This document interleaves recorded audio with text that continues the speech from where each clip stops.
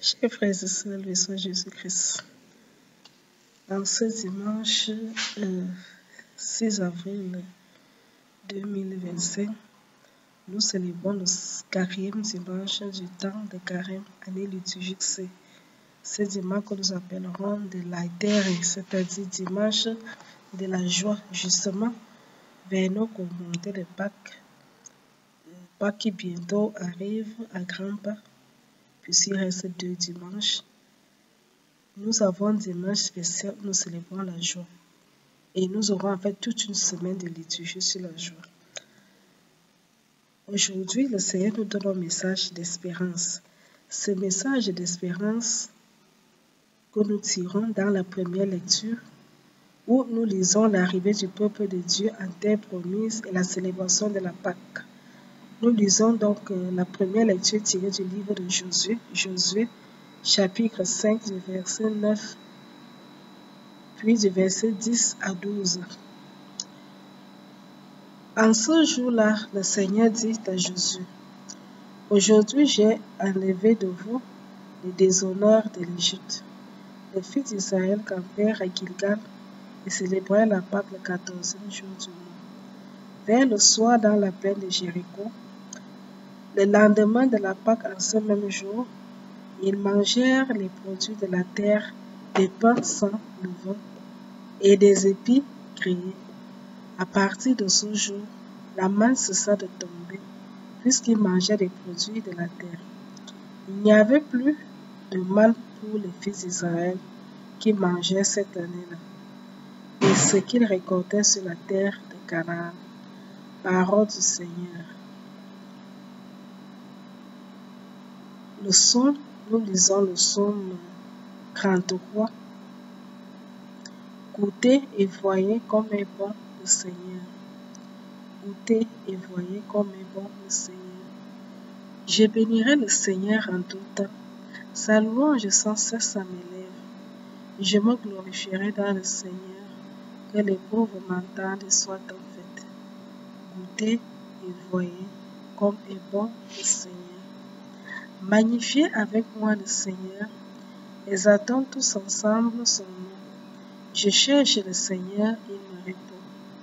De toutes mes frayeurs, il me délivre. Goûtez et voyez comme est bon le Seigneur. Qui regarde vers lui resplendira, sans ombre ni trouble le visage. Un pauvre cri, le Seigneur entend. Il le sauve de toutes ses angoisses. Goûtez et voyez comme est bon le Seigneur. Deuxième lecture. Dieu nous a réconciliés avec lui par le Christ. La deuxième lecture est tirée de la deuxième lettre de Saint Paul apôtre aux Corinthiens, chapitre 5, du verset 17 au verset 21. Frères, si quelqu'un est dans le Christ, il est une créature nouvelle. Le monde ancien s'en est allé, un monde nouveau est déjà né. Tout cela vient de Dieu. Il nous a réconciliés avec lui par le Christ. Et il nous a donné le ministère de la réconciliation. Car c'est bien Dieu qui, dans le Christ, réconciliait le monde avec lui. Il n'a pas tenu compte des fautes. Et il a déposé à nous la parole de la réconciliation. Nous sommes donc les ambassadeurs du Christ. Et par nous, c'est Dieu lui-même qui lance un appel. Nous le demandons au nom du Christ. Laissez-vous réconcilier avec Dieu. Celui qui n'a pas connu de péché, Dieu l'a pour nous identifié au péché, afin qu'en lui, nous devenions justes de la justice même de Dieu. Parole du Seigneur. L'évangile de ce dimanche.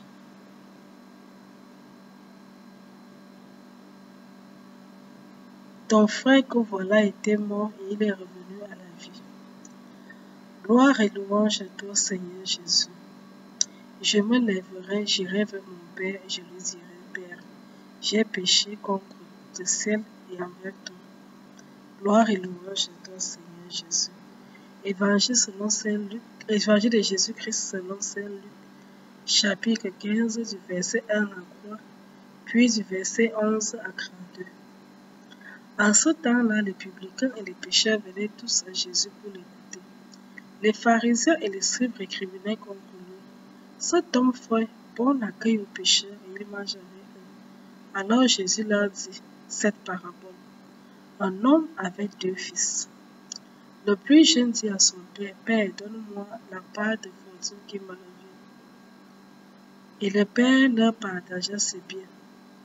Peu de jours après, le plus jeune rassembla tout ce qu'il avait et partit dans un pays lointain, où il dilapida sa fortune en menant une vie de désordre. Il avait tout dépensé quand une grande famine survint dans ce pays, et il commença à se trouver dans le besoin. Il alla s'engager auprès d'un habitant de ce pays, qu'il envoyait dans ses champs garder les porcs, mais personne ne lui donnait rien. Alors il rentra à lui-même et se dit, « Combien d'ouvriers de mon père ont du pain en abondance, et moi ici, je meurs de faim. Je me lèverai, j'irai vers mon père, et je lui dirai, « Père, j'ai péché contre le ciel et envers toi. Je ne suis plus digne d'être appelé ton fils. Crée de moi comme l'un de tes ouvriers. » Il se leva et s'en alla vers son père. Comme il était encore loin, son père l'aperçut et il fut saisi de compassion. Il courut se jeter à son cou et le couvrit de baisers. Le fils lui dit, « Père, j'ai péché contre le ciel et envers toi. Je ne suis plus digne d'être appelé ton fils. » Mais le père dit à ses serviteurs, « Vite apportez le plus beau vêtement pour l'habiller. Mettez-lui une bague au doigt et des sandales aux pieds. Allez le chercher le veau gras, tuez-le, mangeons et festoyons, car mon fils que voici était mort, et il est revenu à la vie. Il était perdu et il est retrouvé, et il commençait à festoyer. Or, le fils aîné était au champ. Quand il revint, il fut près de la maison, il entendit la musique et les danses. Et pelant un des serviteurs, il s'informa de ce qui se passait. Celui-ci répondit, « Ton frère est arrivé et ton père tue le veau gras, parce qu'il a trouvé ton frère en bonne santé. » Alors le fils aîné s'est mis en colère et il refusait d'entrer. Son père sortit le supplier, mais il répliqua à son père, « Il y a tant d'années que je suis à ton service, sans avoir jamais transgressé tes ordres, et jamais tu ne m'as donné un cheveu pour festoyer avec mes amis. Mais quand ton fils que voilà est revenu, après avoir dévoré ton bien avec des prostituées, tu as fait tuer pour lui le veau gras. » Le père répondit, « Toi, mon enfant, tu es toujours avec moi, et tout ce qui est en moi est à toi. Il fallait festoyer et se réjouir, car ton frère que voilà était mort, et il est revenu à la vie. Il était perdu, et il est retrouvé. » Acclamons la parole du Seigneur. Chers frères et sœurs, en ce 4e dimanche de Carême, nous venons de suivre les textes qui nous invitent à la joie. Aujourd'hui, c'est le dimanche de la joie, dimanche dit de l'éther. C'est un dimanche spécial parce que le temps de Carême est jamais un temps Christ. Mais là, nous avons un dimanche vraiment où les textes sont dans la joie, appellent à la joie. Et tout au long de cette semaine, les textes liturgiques de cette semaine seront des textes qui nous invitent à la joie. Pourquoi est-ce que nous devons être dans la joie? Aujourd'hui, le Seigneur nous dit qu'il fait toutes choses nouvelles. Le monde ancien s'en est allé. Et il fait un monde nouveau s'en est allé. Le Seigneur se présente devant nous comme un Dieu de miséricorde, qui ne regarde pas seulement pas nos péchés, mais un Dieu qui est capable de pardonner. Pourquoi il pardonne? Parce qu'il a un Père qui aime ses enfants. Il ne veut pas la perte d'un de ses enfants, mais il veut son salut, il veut sa conversion. Et d'ailleurs, Jésus le disait souvent, il y a plus de joie pour un seul pécheur qui se convertit que pour les mieux justes. Saint Luc est l'évangéliste par excellence qui, on pourrait même le dire, l'évangile de Jésus, que selon c'est l'évangile de la miséricorde divine. Parce que Saint Luc nous présente Jésus comme le sauveur du monde, comme le Jésus miséricordieux. C'est dans l'évangile de Saint Luc qu'on recouvre beaucoup plus ces paraboles sur la miséricorde divine. Par exemple, aujourd'hui, nous avons suivi l'enfant prodigue, la parabole de l'enfant prodigue. Dans l'évangile de Saint Luc, beaucoup de paraboles comme le drachme perdu et recoupé, la brebis perdue et retrouvée. Nous avons les paraboles comme le pharisien et le publicain. Il raconte beaucoup de séances, par exemple la femme qui est sur les pieds de Jésus et qui Jésus pardonne les péchés. Donc beaucoup de paraboles qui vont dans le sens de la miséricorde divine. Donc le pardon de Dieu. Saint Luc est vraiment l'évangéliste. Si vous voulez connaître la miséricorde, un sondage miséricorde divine de Dieu, c'est de lire l'évangile selon Saint Luc, qui a vu en Jésus le sauveur du monde et le Jésus miséricordieux. C'est Jésus qui nous réconcilie avec Dieu. Pourquoi donc nous devons être dans la joie? Parce que le Seigneur nous dit qu'il fait toutes choses nouvelles. Il n'est pas le Dieu du passé, mais le Dieu de l'avenir. Dieu ne se consacre pas sur le passé. Ce n'est pas parce que hier tu étais un pécheur que Dieu reste fermé sur tes péchés. Non. Le Seigneur nous disait, on se souvient, quand on disait le livre d'Ézéchiel, il disait souvent que la semaine passée, il dit que quand un juste se repent, quand un juste tombe, il meurt dans son péché. Mais si un pécheur se repent, Dieu lui pardonne. Nous, les humains, nous avons tendance à condamner les êtres humains. Dès que quelqu'un a péché, vous l'avez à catégoriser. Mais oubliant que tout être humain tel qu'il vit est capable de se repentir.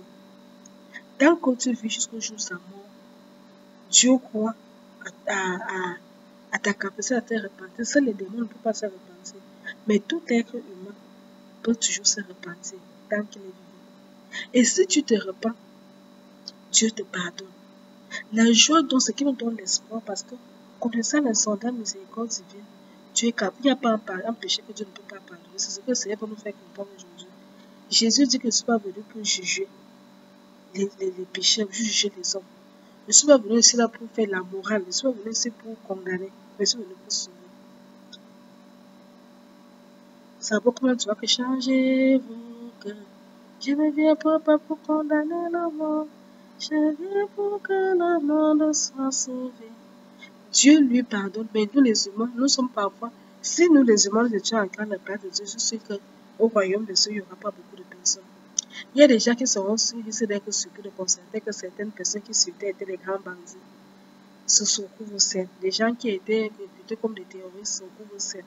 Des gens qu'on peut dire, si d'abord le bon la rose au ciel, vous pensez que même ces bandits-là, même ces gens qui ont fait beaucoup de monde pourront pas aller au ciel? Non. Même Hitler, si Hitler s'était repenti, Dieu lui pardonne. Jésus n'a pas pu pardonner, n'a pas pardonné à cause de Judas lui-même, parce que Judas est mort dans l'air. Il n'a pas passé dans un pays, il n'a pas demandé pardon à Dieu. Dieu pardonne tout genre de péchés. Il n'y a que toi qui peut être fermé à la miséricorde de Dieu. Mais le Seigneur nous invite à croire à sa miséricorde. Même si tu as tué, même si tu as volé, Dieu peut te pardonner. Parce que Dieu t'aime. Dieu ne veut pas que tu partes en enfer. Il n'a pas créé l'enfer pour les êtres humains. Quand Dieu créait l'enfer, ce n'était pas pour les êtres humains. Dieu a créé l'enfer pour punir Satan et les démons qui s'étaient rebellés au ciel. Ça n'a jamais été pour mettre les êtres humains. Mais c'est parce que les êtres humains, c'est-à-dire, sentaient dans leur impénitent que même ils parlaient. Dieu n'a pas créé l'enfer pour nous. Et Dieu fait tout pour nous sauver. C'est Dieu qui nous réconcilie avec lui à travers Jésus, comme le dit Saint Paul dans la deuxième lecture. Jésus est venu pour nous réconcilier avec le Père. Et Saint Paul nous dit, en tant qu'ambassadeur de Christ, nous vous invitons à nous réconcilier avec Dieu. Le temps de carême, c'est aussi ça. C'est le temps de nous réconcilier avec Dieu. Le temps d'aller nous confesser, de demander pardon à Dieu pour nos péchés. Le temps d'ancrer en nous-mêmes et de voir où nous sommes tombés. Et de revenir vers sincèrement Dieu. Le temps de croire que même si j'ai avorté, Dieu peut te pardonner. Tu as tué, Dieu peut te pardonner. Même si tu étais le plus grand sorcier de ton village, Dieu peut te pardonner. Quel que soit le péché que tu as fait, il n'y a pas un péché que Dieu ne pardonne pas. Dieu te pardonne et fait de toi un être nouveau. Il y a beaucoup de personnes qui étaient des grands péchés, qui sont aussi des grands saints. Souvenez-vous de Saint Augustin qui ne veut même pas entendre parler de Dieu et qui est un grand saint aujourd'hui. Beaucoup de grands saints que nous connaissons aujourd'hui par avant n'étaient pas forcément des gens qui au début étaient vraiment saints, mais ils se sont repentis. Aujourd'hui, ils sont devenus des grands saints. Chacun de nous possède devenir un grand saint. Peu importe là où tu es tombé, Dieu peut te relever. Dans la première lecture d'aujourd'hui, nous avons vu le peuple d'Israël qui était esclave à l'Égypte, qui était abandonné, qui croyait même que Dieu l'avait abandonné. Quand Dieu lui a fait la promesse que Dieu se délivrerait, le peuple ne savait pas comment ça allait se passer. Mais on a vu comment Dieu l'a délivré d'Égypte, avec force, avec puissance. Il a traversé pied sur la mer Rouge. Ils ont fait 40 ans au désert. Dieu leur nourrissait la manne. Mais Dieu leur avait promis que je vous amène dans le pays où le lait et les miel. Et une fois qu'ils ont traversé ce pays, arrivés à Jéricho, ils ont pu manger les produits de la terre. Et on nous dit que c'est ce jour-là que la manne a cessé. Parce que maintenant, ils mangeaient les produits de la terre. Ils ont mangé les produits que les gens de pays de Canada, avec leur culture qu'ils avaient semé, ils pouvaient manger. Et on sait que par la suite, les Jésus ont vécu au Canada, ils se sont installés sur leur terre commune. Et jusqu'à aujourd'hui, Israël est installé sur la terre que Dieu lui a promise. Le Seigneur nous dit aujourd'hui, vois, j'ai fait toutes choses nouvelles. Le monde ancien s'en est allé. Je suis le Dieu d'amour, je suis le Dieu de miséricorde qui aime tous mes enfants, qu'ils soient, quel que soit l'état. Dieu aime les pécheurs, mais il n'aime pas les péchés. Arrêtons donc de nous comporter comme les pharisiens, les scribes qui disent à Jésus, pourquoi tu accueilles les publicains, pourquoi tu accueilles, comme si tu étais saint et Dieu. Et c'est les autres qui sont souvent mauvais alors que chacun de nous est pécheur. Nous sommes tous mendiants la miséricorde. Arrêtons de juger les autres, arrêtons de cataloguer les autres. Nous-mêmes ne sommes pas des saints. Nous tous nous mendions la miséricorde de Dieu. Et sachant que Dieu nous aime, nous tous. Quel que soit ce que tu as fait, quel que soit ce que Dieu t'aime, et parce que Dieu t'aime, il est capable de te pardonner. Il te tend la main comme un père aujourd'hui. Il dit, viens mon enfant, réconcilie-toi avec moi. Et tu feras comme moi, je ferai toutes choses nouvelles. Je changerai ta vie de dé et je les transformerai en jour de joie. En ce dans le jour où nous célébrons la joie, que le Seigneur remplisse nous-mêmes d'abord personnellement de joie. Que l'espérance en la miséricorde divine nous accompagne. Que le Seigneur vous bénisse abondamment en tout, nous, Jésus-Christ.